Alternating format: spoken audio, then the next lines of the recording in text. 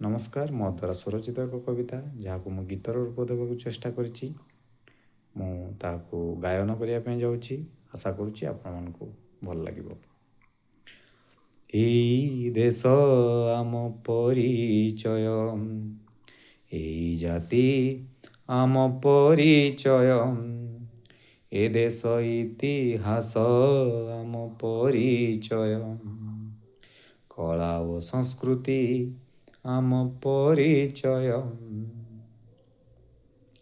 ଭୁଲି ଭେଦ ଭାବ, ଭୁଲି ଜାତି ଭେଦ, ଭୁଲି ଭେଦ ଭାବ, ଭୁଲି ଜାତି ଭେଦ, ଗର୍ବେ କହିବା ଆମେ ଭାରତୀୟ, ଗର୍ବେ କହିବା ଆମେ ଭାରତୀୟ।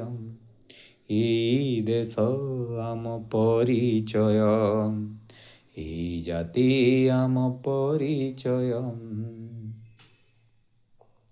ଏ ଦେଶ ଗାଏ ଗାରିମାର କଥା, କେତେ ବୀରଙ୍କର ବୀର ଗାଥା, ଗାଏ ବେଦ ଗାଏ ରାମାୟଣ, ଗୀତା ଭାଗବତ ଓ ପୁରାଣ।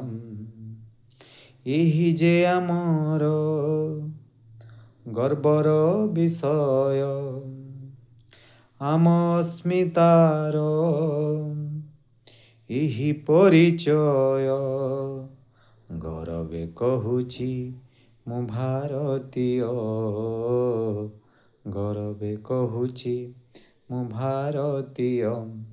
ଏଇ ଦେଶ ଆମ ପରିଚୟ, ଏଇ ଜାତି ଆମ ପରିଚୟ, କାଶ୍ମୀରରୁ କୁମାରିକା ଯାଏଁ, ଗୁଜୁରାଟରୁ ଅରୁଣାଚଳ ଯାଏଁ, କାଶ୍ମୀରରୁ କୁମାରିକା ଯାଏଁ, ଗୁଜୁରାଟରୁ ଅରୁଣାଚଳ ଯାଏଁ, ହିମାଳୟ ଯାର ମଥା ଛୁଏଁ, ସାଗର ଯାହାର ପାଦ ଧୁଏ, ହିମାଳୟ ଯାର ମଥା ଛୁଏଁ, ସାଗର ଯାହାର ପାଦ ଧୁଏ, ପବନ ଯାହାର ଅମୃତମୟ, ପବନ ଯାହାର